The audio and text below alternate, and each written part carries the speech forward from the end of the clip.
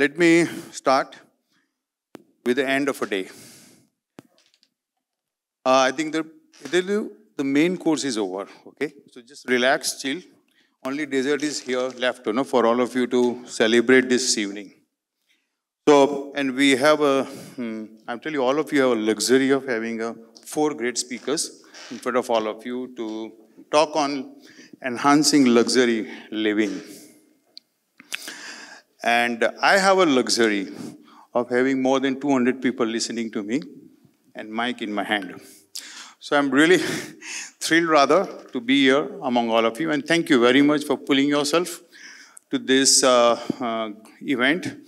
And we witnessed some of the great discussions and very intellectual, informations and stuff like that. I mean, what we have come up here is not something very, very serious, okay? So just something which is very light. Though the word luxury sounds very serious, it's a buzzword nowadays, in the market. Everything is sold on the name of luxury.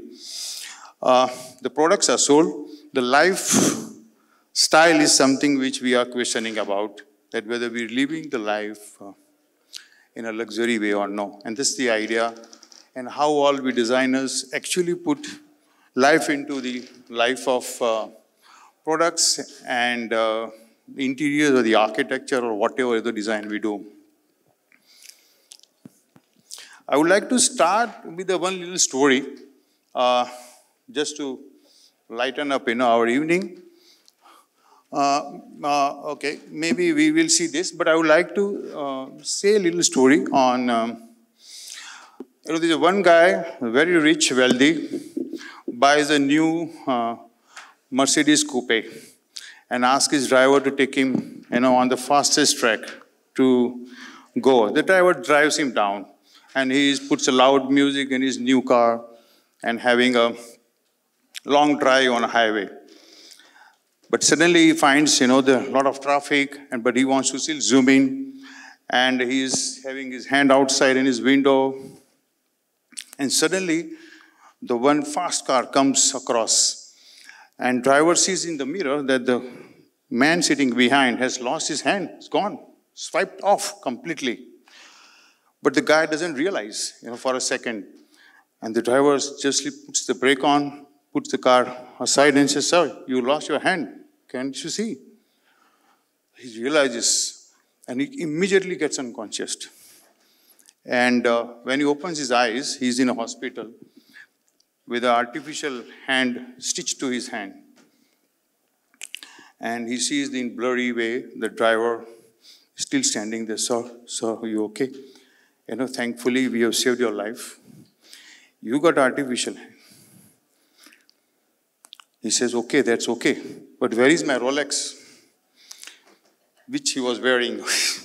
So he missed the Rolex, okay? And he thought of Rolex. I think this is the era, time we are living in, where the luxury is defined by the products you use more than the life you live in. I would like to, on that note, say that we need to really look at that what luxury means, to people, especially to designers, where we are taught to learn on a sensitive way of approaching and giving value to the life. I would just run through a small little presentation. Can you just start that?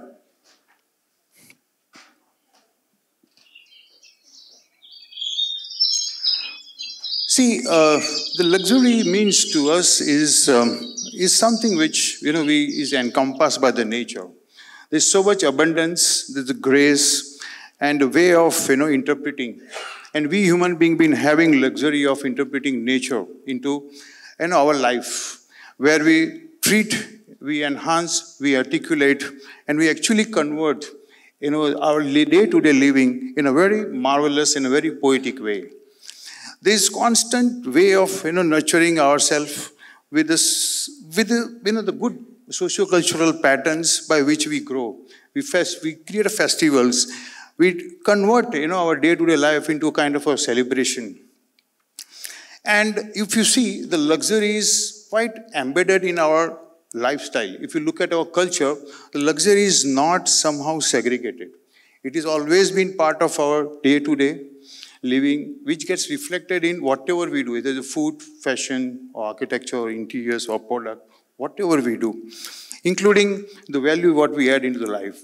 And I find that the luxury is something which is inclusive of everything.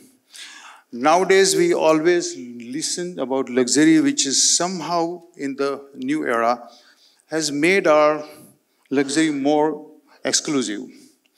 And my question here is to all the speakers here, that what do we mean by luxury? And how do we enhance life for the clients, or for end users for which we design products or spaces? And some of these aspects are very tangible. Like, you touch the wood, the textures, you appreciate, the natural material, and we enhance the life within the houses and the spaces by having some good courtyards, the articulation on the elements, of buildings, and we see that, their aesthetics is somehow achieved.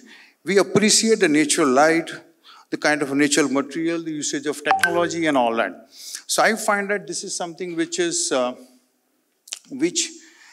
important, in our day-to-day life to measure what luxury is. Yes, the luxury definitely means, some of the surfaces which are tangible aspects, but it is not purely superficial. It means a lot to us. Inherently, it should become an integral part of our day-to-day living. And on that note, I would invite our great speakers now, to join with me. I would introduce Madhav. He's been a great friend and a good architect, very, very good architect. He has designed some of the great structures in Pune and around Pune. Tushar Kothawade, being a great architect, done wonderful, crafty interiors and architecture, whatever I have seen of his work.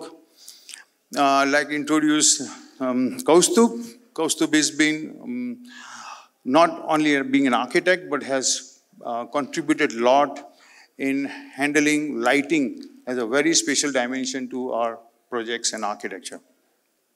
And Gaurav has been already known, is part of a Nexion and has got a lot of manufacturing units. The way Nexion has presented themselves, you all know that. So we all put ourselves together to actually conclude this evening with a note and explanations and discussion and whatever their interpretation is about enhancing luxury living, through design. And I think that the title itself says that the luxury is something which is very subjective and can actually add a lot of enhancement to whatever, the designs we come up across. So thank you very much. And I would ask, can I have a next slide, please? How can I change the slides? Yes. So this is the slide or the photograph of the project Madhav has designed, Ritz-Carlton, which is one of the great example of how the luxury, living styles is done. And I would like he being a very sensitive architect, he would be able to say a lot more on going beyond what superficially we see luxurious, surfaces and products, how it gets embedded into a life. Madhav, can you put some light on the luxury living and how can we enhance as architects? Thank you, Manish. I'll take a cue from what he ended last in his slides, the tangible and intangible aspects of luxury. And the luxury has been part of life, as he explained rightly, and there is a connection in our culture, history, the way we have grown in the kind of environment which is rich in architecture, rich in clothing, rich in food, and of course, rich in social behavior. Now, we are subjected to a new and a different context of converting those tangible aspects in the new era of modernity. And there are different notions. Luxury can be seen in two aspects, tangible, intangible, yes. But there are popular notions about luxury, which it's a very subjective matter. Some may find luxury in using very ornate and very opulent decors or interiors or clothing, but the real challenge lies in creating luxury with minimal use of materials. Revisiting materials which have been very traditional and reinterpreting the possibilities in those.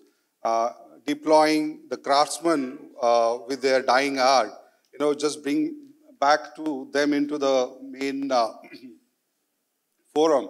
So now it takes little more money and effort so that everybody align to that idea. And the real challenge is to create what we call a contemporary or modern facets of luxury. And some of the examples are there. I mean, if you see, if you have seen works of, say, Tony Chi, who's working out of Hong Kong, he's one of the few architects, interior designers. He is able to convert all the minimalistic notions, contemporary design notions into creating realms of luxury. So some of us may want to dwell into that, but some of us may want to still connect to the past and recreate what we have sort of forgotten about. So it's a very dynamic perception, and it can be deployed selectively depending on the job on the hand. Great, Madhav. Yes, it's true that it's a very subjective matter, and it varies from person to person. It's more of an experiential factor. It is not something which is a superficial factor. We see that. There is something which we see, but there is somebody who experiences the same thing. As it says that the beauty lies in the beholder of eye. Okay, and this is exactly how every person perceives the luxury. But luxury is definitely so far defined as an opulence, or as something which is expensive, or as something which is expansive, abundant, grandeur. But to me, it's not just that. It's more of an experiential quality one person receives or while using any product or a space. I would like to take an example of work of Tushar. Can you change the slide, please? And I would like to ask Tushar, because Tushar has been very sensitive designer who puts a lot of efforts, in bringing quality through the craft, through the materiality, the textures, which, one actually feels. So luxury is not something which is a glossy, but something which is so sensitive. And these are the some few quality which I see in his work, and I would like him to express, his idea on what luxury does he mean by using, some sensitive aspects of light and materials and textures. Thank you and good evening. Like both of you very rightly mentioned, I think today is the time where we all have to realize the need to understand the exact meaning of luxury. I think the meaning has been misplaced in the past few years. We have all been fooled around with this glamorous outlook of luxury that has been bombarded on us, I don't know from where we always feel that it is very materialistic. I think luxury, if we look at the actual essence of luxury, it comes from that aspect where you have all that you want, and then there's something which is good to have. So you may have the basic necessities in life, but to take one step ahead is actually luxury. Somehow we just forget this essence. If you are in Pune or any other city like Pune, you'll not be surprised to see hoardings where you'll see luxurious 1 and 2 BHK apartments. Is that the real meaning of luxury? There are two different ends of the spectrum. One, which says, how can a small apartment be a luxury? Whereas on the other hand, if a person is moving from a studio apartment or from a one-room apartment to a 2 BHK apartment, that itself is luxury for him. So I think luxury changes with your perspective. It also changes with the way where you are placed in your life, financially, socially, culturally, everywhere. So when we talk about design, I think our essence lies in understanding what we are designing for, whom we are designing for, and where we are designing.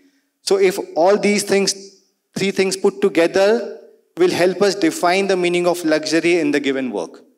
And through our practice at Studio Infinity, we have always been trying to do that. So the question is not about materiality, it is not about what the client demands, but it is what the situation demands. So a natural stone can be as luxurious as an Italian marble. So there is no differentiation between that. It is the quality of life, the quality of space, the natural light that comes in, the fresh air that one can breathe. So I think these are factors of luxury which actually define the space. And that is what we should be delving upon. Yes, Tushar, thank you. And I agree with him that, see, as he says that the marketing gimmicks have crossover, the true appreciation of materials and true luxury. The luxury is being overbuzzed, word which been extensively used in marketing, and they've been putting in upfront, the glossy surfaces and materials which are not so sensitive, and which requires human being to rather live around. So thank you, Tushar, bringing the light on it. And I would like to change the slide. And I would invite Kaustubh to say some few observations as his heads, his studio to design the lighting. And I would like to just show this slide designed by Tarawando, that how the light is something which is existent in all around, but we do not frame it, we do not value it because it is in abundance. And even in art, like the natural light, but there are also a way of handling the artificial light and how we actually enhance the quality of ambience through a very properly and well and sensitively designed lighting to just enhance, the materials, which I think the lighting designers plays a great role, in nowadays, because a lot of technology has come in the picture, and I'm sure Kaustubh will help us to understand it better. Kaustubh, please. Okay. The onset, I'm glad to, explain the importance of light, because largely light is a subject which is oftenly taken very lightly.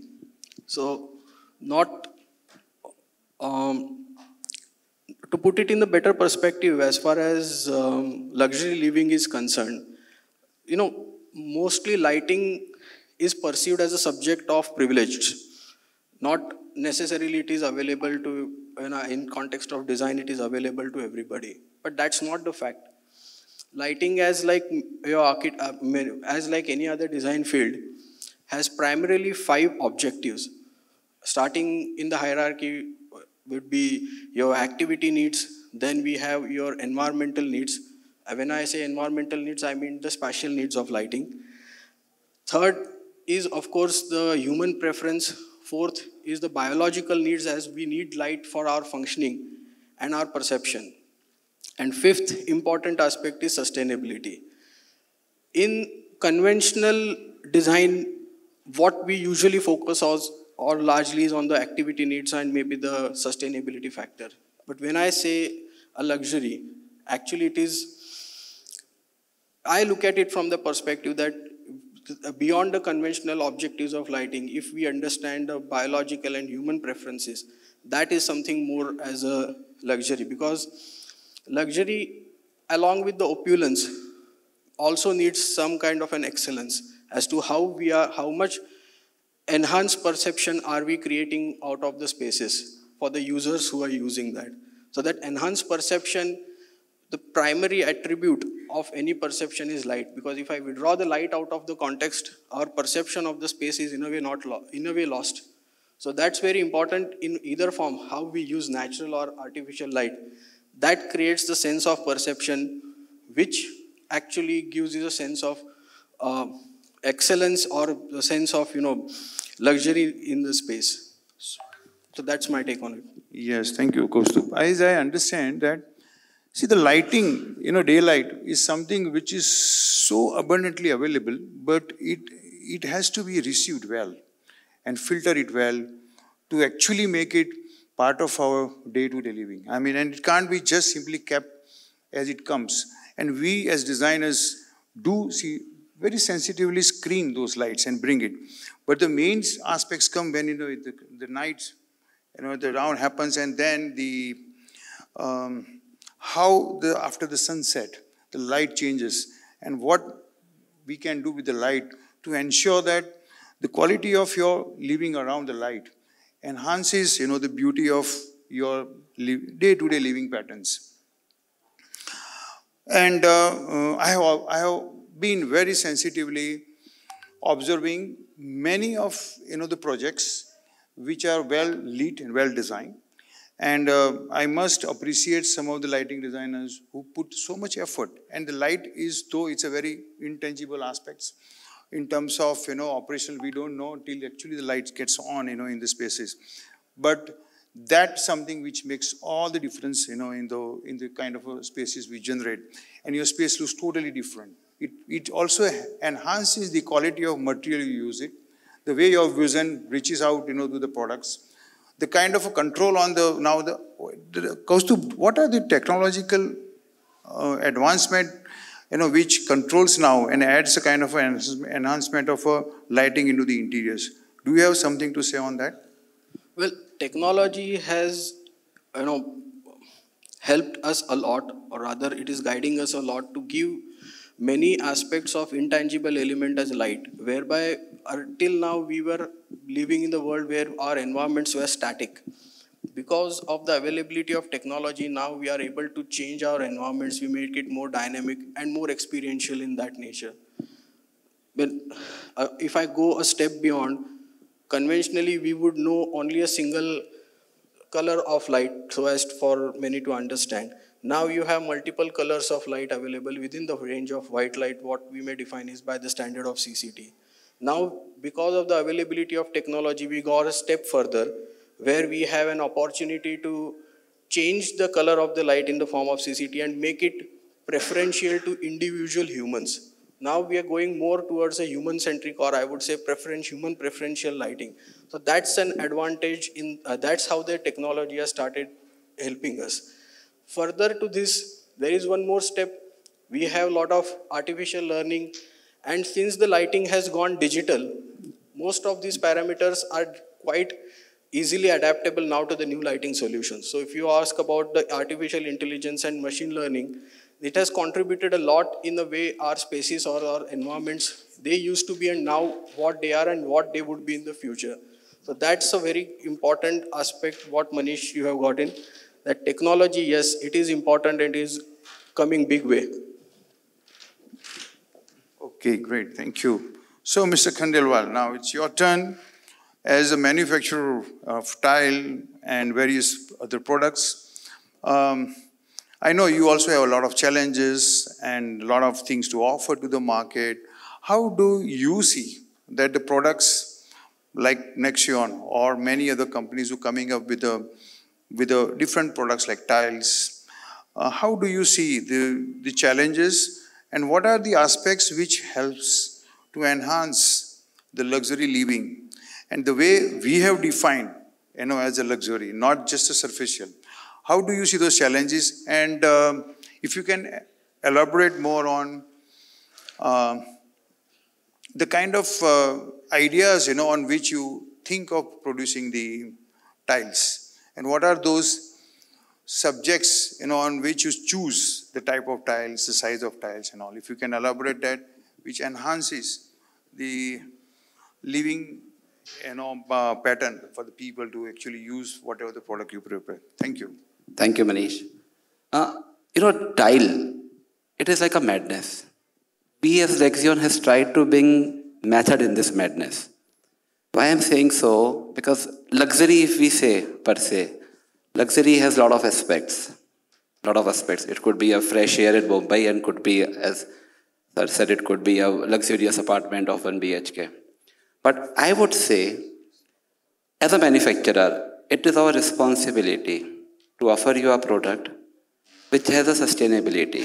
Sustainability does not mean that it is durable. No, that is a wrong aspect of considering sustainability.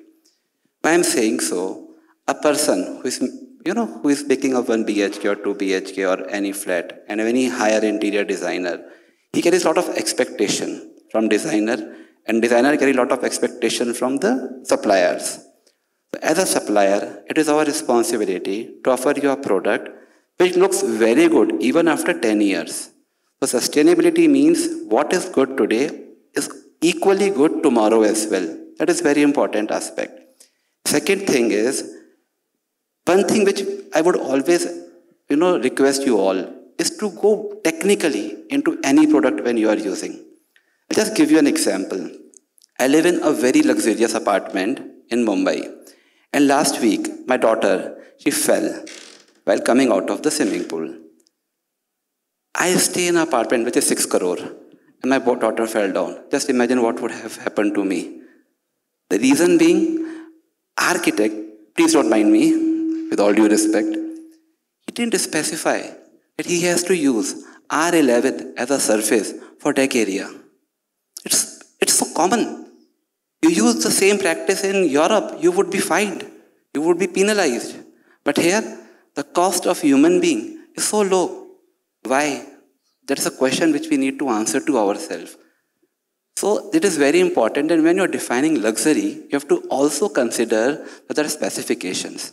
That's where companies like Nexion or other companies stand. When you learn to say no, if you ask me, do I have a tile, say for steps and risers, I will say no, other to offer you a wrong solution. So luxury, right solution, method in madness is something which I would call a right approach. Yes, Mr. Khandelwal, good. How do you see the difference between the natural marble and onyx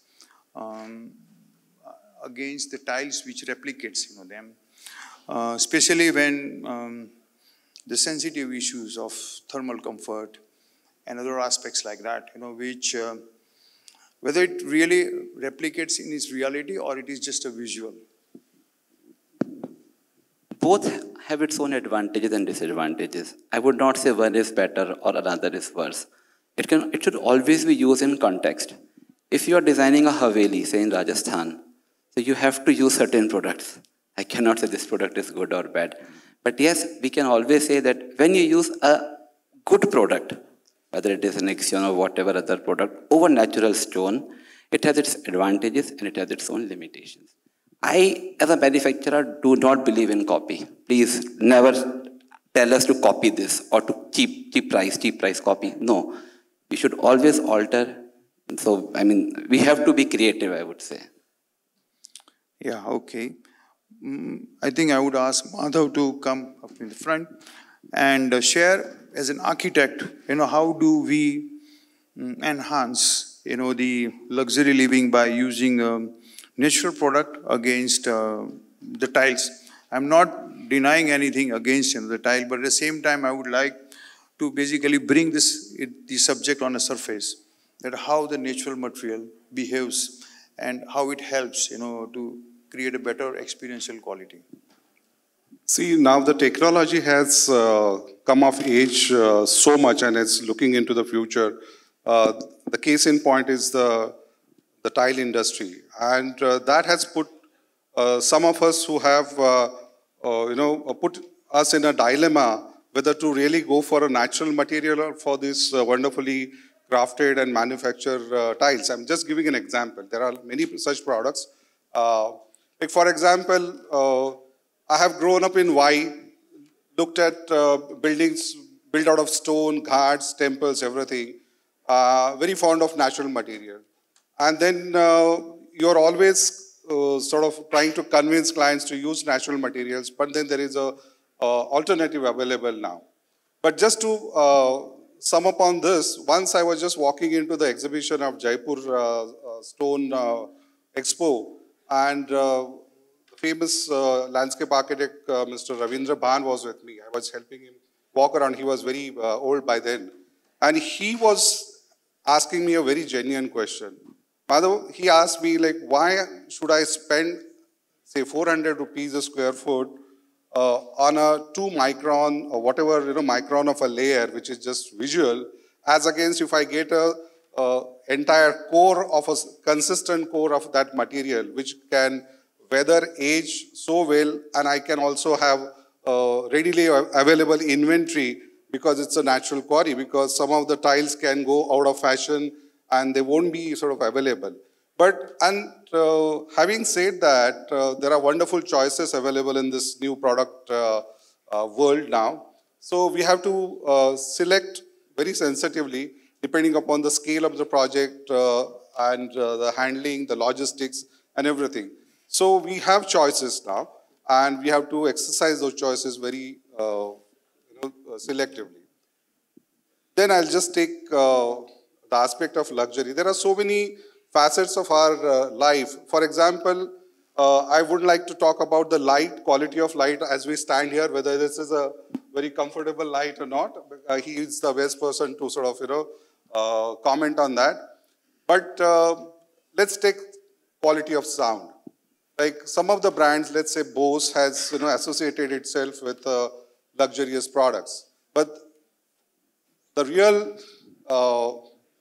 audiophiles, they know, what a good quality of sound is. And there are various brands, and there is no end to it.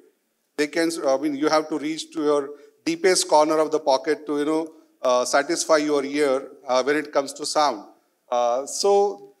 Likewise, there are, various aspects. Just talk about fine food. And although traditional food has been rich, but look at the way the food industry has, gone places. Fine food and, the way the decors have to sort of match up and everything. So there is a realm, there is a domain where as architects we are involved in creating those spaces. We have to understand those aspects of luxury and sort of, complement the entire environment by way of our design interventions. Great. I think what he says that, we basically, luxury means that we evoke all our five senses, in a kind of holistic way and experience the space, ambience, sound, light, and various sensitive aspects which we holistically experience. It's not something which is just a one visual aspect. Even the touch of on a marble or a stone or on a wood matters a lot, okay? And I agree with him that we need to really work on evoking those five senses to see that experience quality deepens, which extends, and I call it a luxury, because all your five senses and fully charged is something which is probably to me is a luxury, like including the food. Yeah. Can I add something? Yes, please. Yeah, sorry. See, it's very popular notion that luxury is always associated with, one of the aspects is thermal comfort, or maybe, having an air-conditioned environment. Few years back, having a air conditioning in a house was a luxury. Now it has become a necessity. So these perceptions would change over the time, and depending upon your accessibility to, afford those luxuries, if I may call them. But there is no end to that also. Having an air-conditioned environment like we are in, what could be more luxurious in thermal comfort when it comes to that aspect? So, and the difficult times of COVID has taught us a lesson and given, there are a lot of discussion about it. So I'm happy to share that instead of just air-conditioned environment, if you have a building which is conditioned with, say, radiant cooling, the kind of comfort that you get in the radiant cooled building is more luxurious than a normal air-conditioned building. And that is something to be experienced to believe it. So there is always a next level of luxury, provided you are able to sort of, believe in that, and, you should be able to, cost-wise, it could be sort of at par. It has got a lot of tangible benefits in terms of energy saving and everything. And that was the case in point in all the forums, online discussions of the HVAC, fraternity, that they are talking about 100% use of fresh air. That's a luxury in those times, and that is true perpetually also. So when it comes to designing environments, there are every aspect of it can be looked at in that sense, and which may cost money, which may not cost money, but do you have the ideas of that next level of luxury? That's the point. So you mean that, if you ask any sick person, okay, what is luxury? Probably he will say you that the health, okay? And I think we ignore some of the basic aspects, for living the health. I mean, if you don't have a proper oxygen or a natural light, those required nutrition which our body and mind and the spirit requires is something which gets only fulfilled when you live truly a luxury, not the artificial luxury. And this is something which I think I agree with him, okay, to say. But one more aspect came up today during the jury. Salil mentioned about some socio-cultural aspect, that the buildings which were designed was having all technically, sustainably, all materials perfect.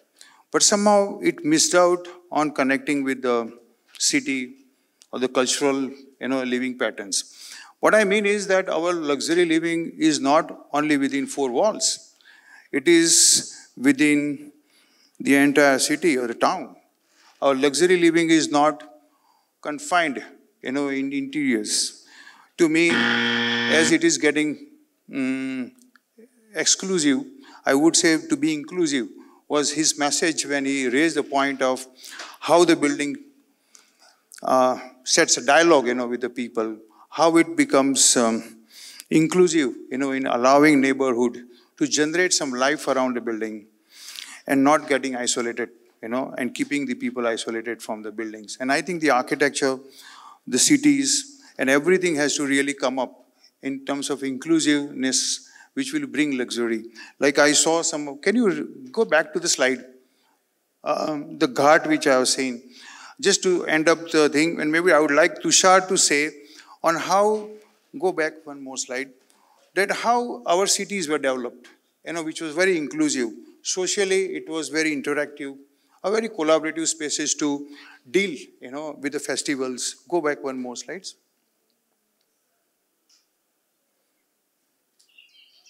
No. I think it is gone. Okay, fine. Look at this slide, yeah. See, like the cities, okay, which used to exist maybe, I don't know how many 100 years back, okay, but had so much, interaction with the nature, with the city, with the culture, with the festivals. And there was so much, there give and take. And the luxury was on the streets, not, into the confine of the buildings. I would like Tushar to end up, the note with this, to just talk on a little socio-cultural aspect. Thank you very much. Yeah, in fact, very rightly pointed. I think we miss that luxury now, because now luxury is only about living in nuclear families with closed doors, no interaction with your neighbors, no interaction with the street, no interaction with the community at all. At this point, I just recollect a small incident that I had heard. There was an actor, very famous actor. He had mentioned this incident. He said that I used to stay in a one room with my mother. And the room was so small that even each one of us, if my mother was breathing, I could hear that. Then I got my chance to be famous. I earned a lot of money. I got all the luxuries in life. I got a 10-room mansion for myself. I was so far away from my mother that when she passed away, when she took her last breath, I couldn't hear anything. So what kind of luxury are we looking at? And our cities, our culture, our tradition, our heritage was always talking about those aspects. So I think, like you rightly mentioned, luxury is also about family, luxury is about community. And I think somewhere down the line, we have to realize that we have to move away from the materiality.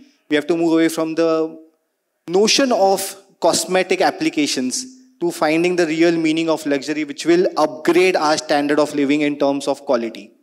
And I think if I have to look at that perspective, that would be the real luxury for us. Thank you. Kaustubh, anything you want to end up? And then I'll ask Gaurav, well, and then maybe, so we'll just have a... On the point of what earlier Salil had mentioned, that what about the architectural spaces who do not interact with the urban fabric? No, I think there is slightly different usage of spaces the way we see today. Like we do a lot of corporate spaces. Very often 10 years ago or 5 years ago, we would have more of a workspaces which are defined only for a particular activity. Now you see a paradigm shift. You see a lot of collaborative spaces. You'll see a lot of interactive spaces coming in within the office environments. Now, these buildings are not small. These workspaces are not small. They are cities or towns, I mean, a kind of a community in itself when we are talking about. But we are trying to create some kind of environment there, and we are trying to mimic some of the natural aspects of our living within those spaces. So the question what probably he asked is very valid.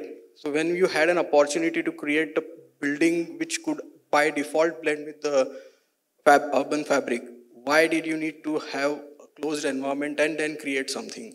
So, but yes, I mean, with that point of view, as far as collaborative spaces are concerned, I think they are more vital. I would rather say if those kind of spaces are by default started becoming more luxurious. Great, yeah, thank you. Yes, Gaurav. So I would say that with luxury, there comes a lot of responsibility.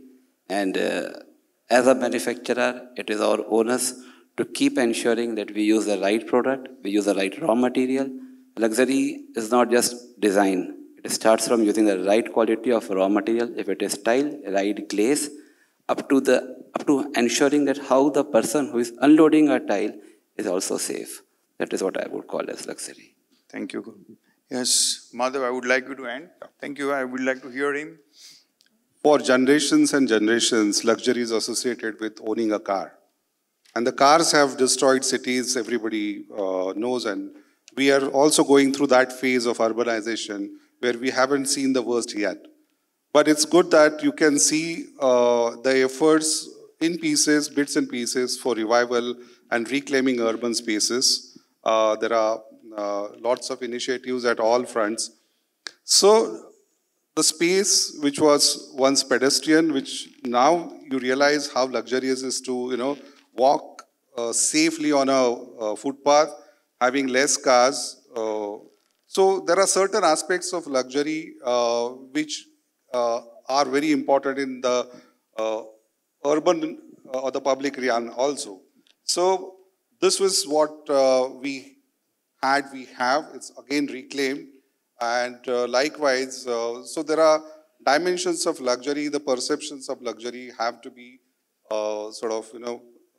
seen in every aspect of life. And as a designer of built environment, we have lots of ideas. We have to have patrons, the state, everyone has to fall in, align to those ideas and, reclaim those spaces for, luxurious living of that sort. Great. So thank you very much. I would like to sum it up. Let's see, the luxury is a lot more deeper, with many layers. And we hope that we understand and we include environment, our health, our senses as part of, the luxury rather than just a visual, pleasing, luxury which is being marketed, to the great extent. I hope that we can raise, this awareness among everybody and practice around, those ideas to ensure that every product is very carefully selected. Every environment is very sensitively designed and keep the luxury living right in front of our focus to ensure that we all practice, with a good intent of serving humanity and our cities. Thank you very much, everybody. If anybody has any questions for any of us, most welcome. Otherwise, we wind up the evening. Thank you very much.